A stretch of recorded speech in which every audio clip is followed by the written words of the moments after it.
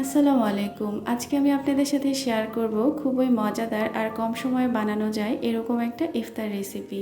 আর এটা দেখতে বেগুনির মতো মনে হলেও আসলে এটা কিন্তু বেগুনি না, এটা হলো ডিমের চপ। তো ইফতারের আগে আপনারা চাইলে খুবই কম সময়ে এই ধরনের একটা ডিমের চপ কিন্তু তৈরি করে নিতে পারেন। আর এটা খেতে কিন্তু খুবই মজা আর খুব কম সময়ে তৈরি করা যায়। তো আশা করি আজকের ভিডিও শুরু থেকে শেষ পর্যন্ত থাকবেন। তো আজকে ডিমের চপ বানানোর জন্য নিয়ে নেব আমি এখানে কাঁচামরিচ, পেঁয়াজ আর ধনিয়া পাতা। এখন দিয়ে দেবো এখানে সামান্য পরিমাণ হলুদ আর পরিমাণ মতো লবণ। এখন এগুলোকে আমি ভালো মতো মেখে নেব।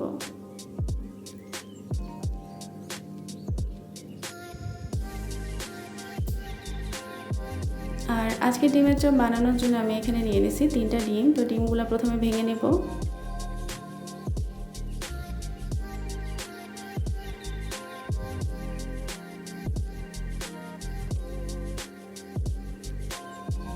আর এখন ডিমগুলোকে ভালো মতো বিট করে নিতে হবে।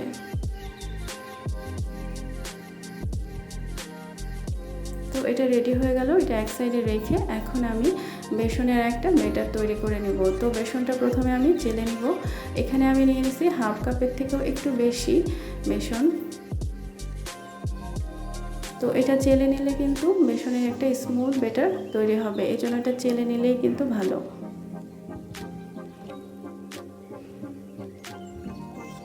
আর এখন আমি এখানে দিয়ে দেবো 1 টেবিল চামচ চালের গুঁড়া আর দিয়ে দেবো সামান্য পরিমাণ কালো জিরা। আর কালো জিরাটা দিলে কিন্তু এটা খেতে অনেক মজা লাগে। আর এখন দিয়ে দিচ্ছি আমি এখানে সামান্য পরিমাণ হলুদের গুঁড়া, মরিচের গুঁড়া, পরিমাণ মতো লবণ দিয়ে এখন এগুলোকে আমি আগে ভালো মতো মিক্স করে নেব।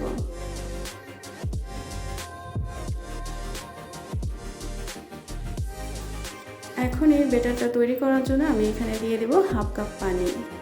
তো প্রথমে হাফ কাপ পানি দিয়ে এটা আমি আগে গুলে নেব, তারপরে পানি লাগলে অল্প অল্প করে অ্যাড করব।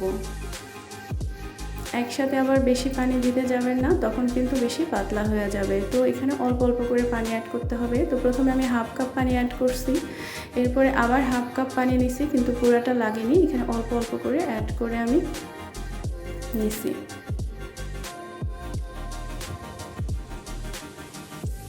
আর এই যে আমার ব্যাটারের ঘনত্বটা এরকম হয়েছে, এরকম আঙ্গুলে লেগে থাকবে আর বাকি অংশটুকু পড়ে যাবে, এরকম একটা ঘনত্ব হয়েছে। আর এখন আমি এখানে অ্যাড করে দিব বেকিং পাউডার হাফ চা চামচের মতো, আর দিয়ে দেবো সামান্য পরিমাণ সয়াবিন তেল। আর এই তেলটা কিন্তু অ্যাড করলে যখন আমি এই চপটা ভাজবো তখন এক্সেস তেল কিন্তু এটা লাগবে না।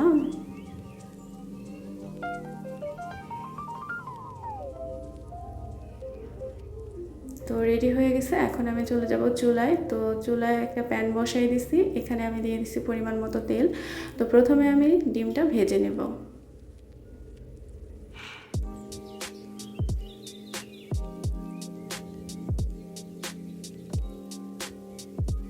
আর আজকে যারা নতুন রাঁধুনি আছে ডিম ভাজি খেতে পারেন না, তারা চাইলে আজকে আমার এই ডিম ভাজির রেসিপিটাও কিন্তু দেখে নিতে পারেন।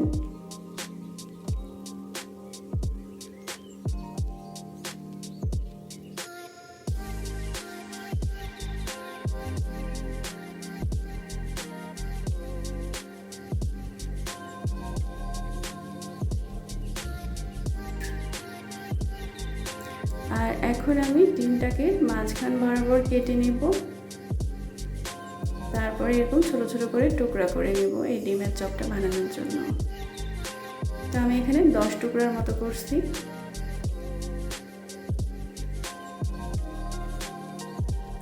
এখন আমি ডিম ভাজা হয়ে গেলে একই প্যানে আবার পরিমাণ মতো তেল দিয়ে দেবো এই ডিমের চপটা ভাজার জন্য। তো এই যে ডিমের একটা টুকরা নিয়ে নিচ্ছি, এখন এটা বেসনের মধ্যে কোট করে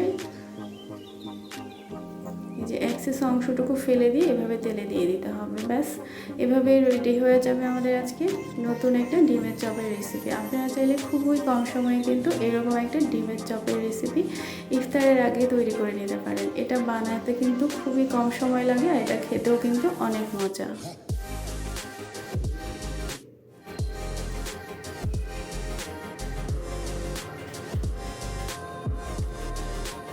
তো তো আমার প্রথম ব্যাচ ভাজা হয়ে গেছে, এগুলো আমি এখন তুলে নেব।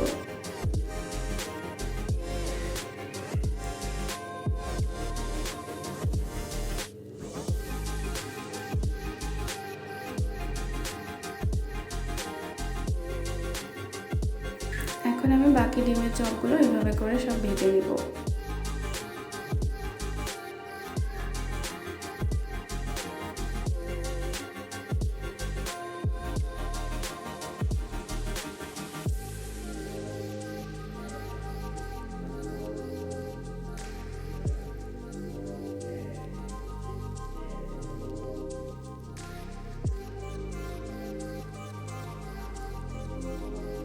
তো আমার এভাবে করে সবগুলা ভাজা কমপ্লিট, এই যে রেডি হয়ে গেল।